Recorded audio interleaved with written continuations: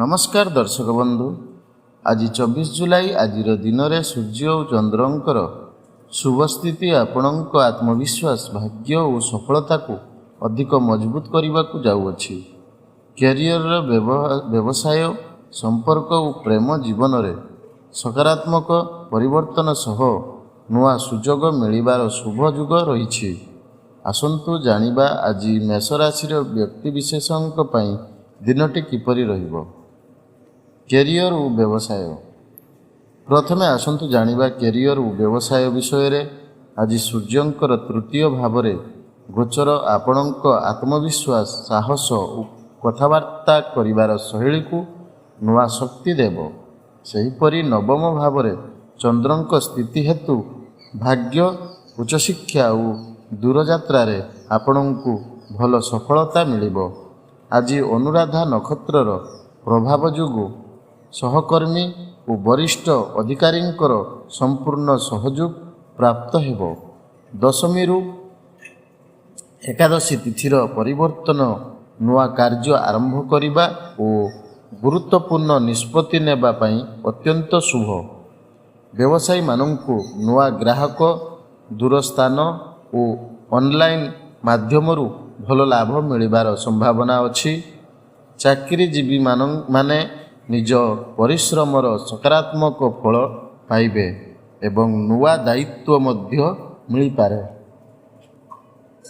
पारिवारिक संपर्क एबे आसंतु जानिबा रिलेशनशिप बा पारिवारिक संपर्क विषय रे। पारिवारिक परिवार लोकंक सह संपर्क पूर्व अपेक्षा आहुरी मधुर हेबो एवं घरर परिवेश आनंददायक रहिबो। बापा गुरुजन किंबा वरिष्ठ सदस्यंक मार्गदर्शन आपणकु कौनसी बड़ निष्पत्ति नेबारे साहाय्य करिबो। बंधु और आत्मीय स्वजनंक सह जोगाजोग बढ़िबो एवं पुराणा मनोमालिन्य समाप्त हेबो। समाज रे आपणक प्रतिष्ठा वृद्धि पाइबो। कौनसी धार्मिक किंबा पारिवारिक उत्सव रे जोग देवार सुजोग मिल पारे।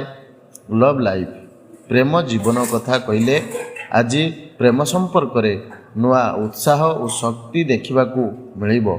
जीवन साथी सह भविष्यतर योजना विषय रे आलोचना करि पारंती। अविवाहित लोकंकु कौनसी यात्रा शिक्षानुष्ठान किंबा सामाजिक कार्यक्रम माध्यम रे नुआ संपर्क मिलिबार जुग रही।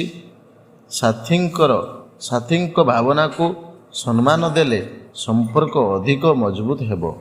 स्वास्थ्य एबे जानिबा स्वास्थ्य संपर्क रे। आज आपणक स्वास्थ्य साधारण अपेक्षा उत्तम रहिबो एवं दिन सारा मनरे शक्ति भरी रहिबो। नियमित योग और प्राणायाम आपणक मानसिक संतुलन बजाय रखिबारे साहाय्य करिबो। दूरयात्रा समय रे खाद्यपेय प्रति विशेष ध्यान दियंतु। पर्याप्त परिमाणर पानी पियंतु एवं संतुलित आहार ग्रहण करंतु। कामर चाप मध्य रे किछि समय विश्राम नेबाकू भूलंतु नहीं। शुभ रंग अंक और प्रतिकार शुभ रंग लाल शुभ अंक 9 सरल प्रतिकार। आजिर दिन को आहुरी शुभ करिबा पई एक सरल उपाय करंतु।